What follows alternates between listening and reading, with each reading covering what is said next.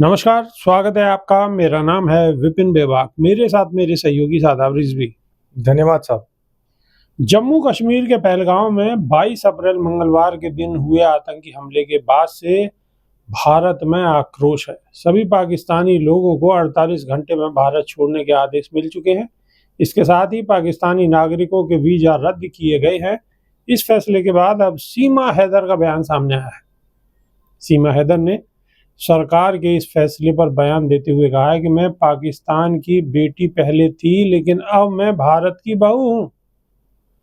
पाकिस्तान वापस भेजे जाने के डर से सीमा हैदर ने कहा है कि पहलगांव हमले के बाद से उन्हें डर है कि कहीं बाकी पाकिस्तानी नागरिकों की तरह उन्हें भी भारत से निकाल न दिया जाए।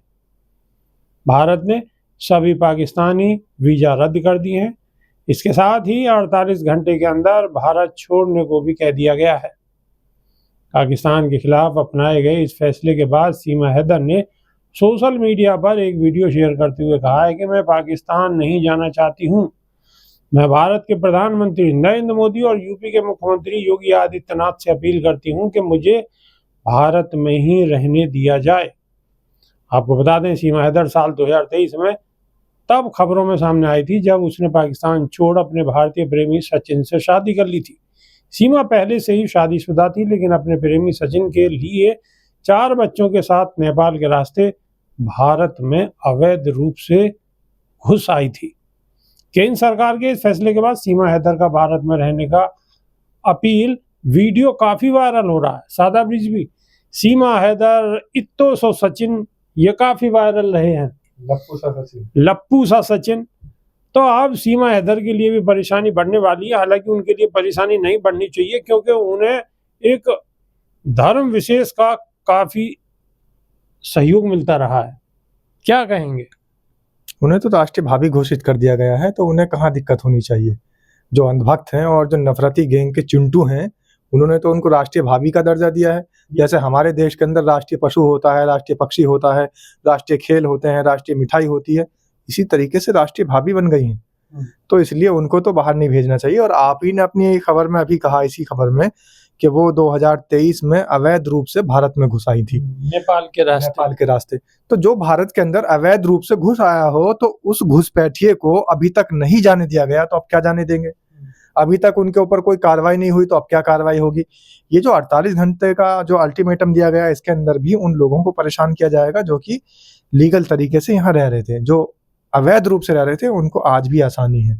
जैसे सीमा हैदर का आपने नाम दिया, राष्ट्रीय भाभी का, तो इसी तरीके के लोग यहाँ पर घुसपैठिया बन के रहते हैं और बाद में पता लगता है कि कोई बड़ी जो घटना थी उसके अंदर ये संलिप्त पाए गए। तो अभी सरकार बिल्कुल लप्पू सा सचिन वाली रील में ही मस्त है। जनता तो मस्त है ही, चिंटू गैंग के नफरती तो मस्त है ही, अंधभक्त तो मस्त है ही, लेकिन सरकार भी कहीं ना कहीं मस्त है लप्पू सा सचिन में।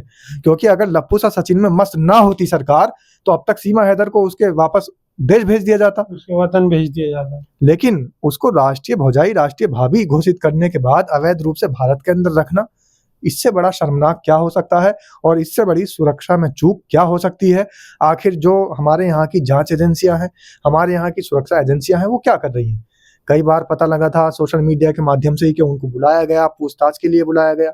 क्या पूछताछ में उसके जो डॉक्यूमेंट्स थे, जो अवैध तरीके से वो आई थी, वो सब लीगल हो गए, या सिर्फ मात्र उनको राष्ट्रीय भावी घोषित करने से उनको किसी डॉक्यूमेंट्स की जरूरत नहीं पड़ेगी, उनको किसी वीजा की जरूरत नहीं पड़ेगी, कोई कानून नहीं लागू होगा, देश विदेश तक कानून बदल दिए जाएंगे। सिर्फ किस वजह से? क्योंकि उसको अंधभक्तों ने राष्ट्रीय भावी घोषित कर दिया है। राष्ट्रीय भावी घोषित कर दिया, ये मैं नहीं कह रहा, शादाब रिजवी कह रहे हैं।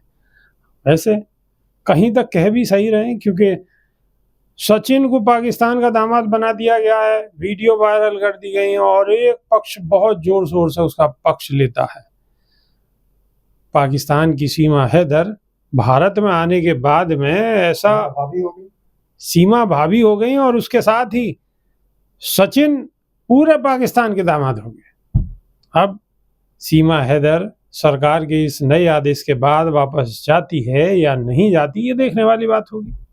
तो अभी के लिए सिर्फ इतना ही। नई वीडियो में फिर रूबरू होंगे। बहुत बहुत शुक्रिया। नमस्कार। धन्यवाद साहब।